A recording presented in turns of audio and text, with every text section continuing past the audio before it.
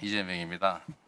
장관님, 제가 그 질의응답을 옆에서 듣고 있다 보니까 제가 한국어를 배운 사람인데 장관님 말이 이해가 안 돼요.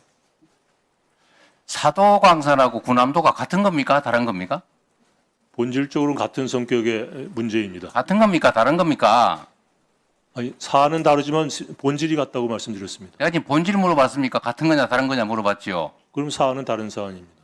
그러면 군함도에 대해서 약속하거나 합의된 게 사도광산에 대한 합의와 같은 겁니까? 다른 겁니까? 본질이 같은 거기 때문에 묶여 있다고 저는 생각합니다. 대한민국 외교부 장관의 발언답지가 않습니다. 강제 동원의 역사를 기록에 남긴다는 뜻에서 자, 장관, 제가 다른 거 물어볼게요. 네. 대한민국은 자주 독립국가죠. 당연한 말씀입니다. 네. 그리고 장관은 공무원으로서 우리 국민들의 자긍심을 높이고 국익을 지켜야 될 의무가 있죠. 그렇습니다. 네.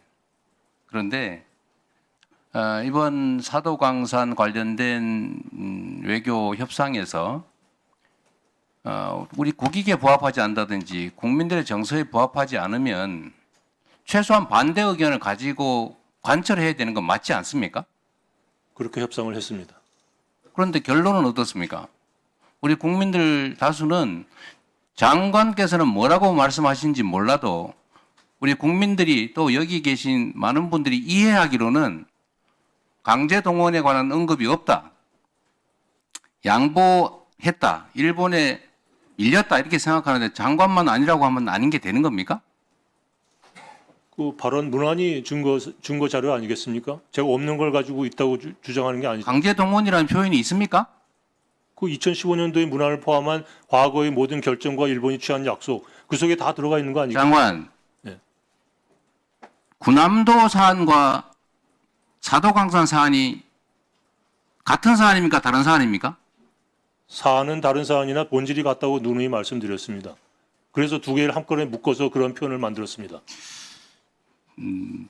우리 국민들께서 판단하시겠죠. 장관이라는 분이 이게 지금 국어를 구사하는 건지 어디 나라 말인지 알 수가 없어요. 강제 동원에 어쨌든 강제 강제동원 동원에서 이미 문제에 9년 전에 대해서는 확보를 하지 않았습니까? 저희들이 증인. 협상을 통해서. 질문하면 답을 하십시오. 예. 제가 이거 하나 물어보겠습니다. 뭐 강제동원 문제는 앞으로도 계속 다른 의원들께서 질의하실 거라서 팩트에 관한 거 한번 물어볼게요. 모름지기 공무원이라면, 특히 외교 공무원이면 외교 협상에서 국익과 국민의 정서를 고려해야 되는 게 당연할 테지만 거기에 더해서 네. 국민의 공복으로서 국민들에게 거짓말하면 안 되죠. 당연한 건 맞습니다. 네. 지금 이 자리에 장관께서 스스로 하는 말이 국민에 대한 거짓말인지 아닌지 한번 생각해 보기를 권유하면서 구체적 질문을 한번 해보겠습니다. 지금 외교부에서 국회에 답변 자료를 내셨던데 우리 존경하는 차지호 의원께서 질의한 것에 대한 답변 같습니다. 사도광산 현장에 가혹한 노동 환경과 그들의 고난을 기리기 위한 전시물을 설치했다고 국회에 답변 자료를 내셨죠. 네. 사도광산 현장에 설치하는 거 맞습니까? 맞습니다.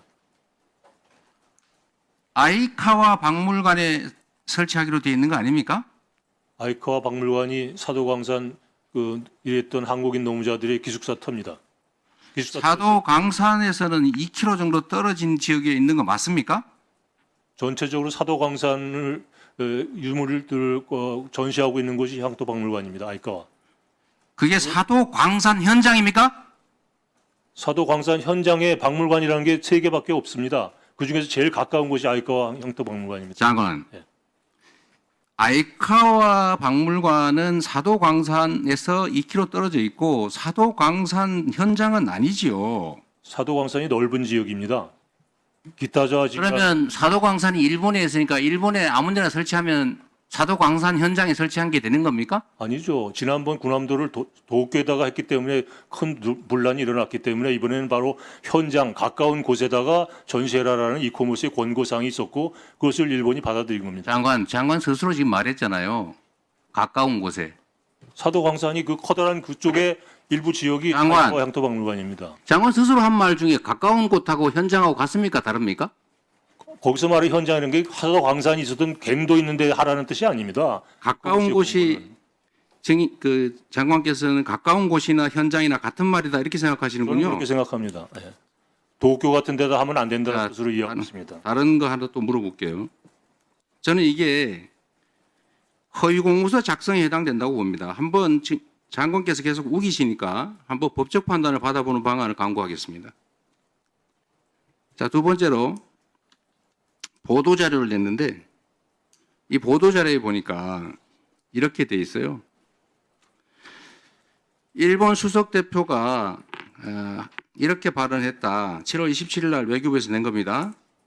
일본은 한국인 노동자들이 처했던 가혹한 노동 환경과 그들의 고난을 기리기 위한 사무실을 사도강산 어쩌고 저쩌고 이렇게 돼 있어요. 그런데 실제 일본 수석 대표 발언은 이렇게 돼 있어요. 일본은 모든 노동자가 처했던 가혹한 노동 환경을 설명하고 이렇게 돼 있습니다. 모든 노동자와 한국인 노동자가 같습니까? 다릅니까? 그건 그 부분만 딱 떼서 했기 때문에 그렇고요. 일본 수석 대표의 발언 첫 부분부터 보시면 그 모든 노동자가 특히 한국인 출신 노동자라는 것을 강조하는 단어라는 걸 금방 알게 돼 있습니다. 자, 근데 그 부분을 다 빼고 뒷부분만 뽑아서 보도했기 때문에 그렇게 읽히는 겁니다.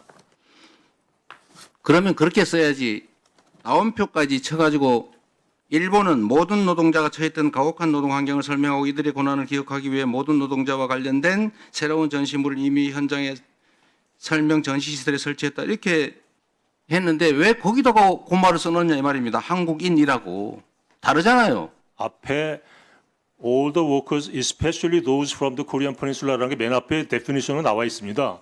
그러고 나서 그 다음에 모든 노동자는 바로 그것을 의미한다라는 것이 왜 조약문이나 법률 보면 그렇게 써 있지 않습니까? 앞에는 자세히 쓰고 이하 뭐 약칭 이런 식으로 되어 있는 겁니다. 여기 이렇게 하나의 문서에 온갖 글자들이 써져 있는데 네. 이게 특정 부분의 표현을 이 앞에 써 있는 걸 뜯어붙여가지고 하면 그게 정상입니까?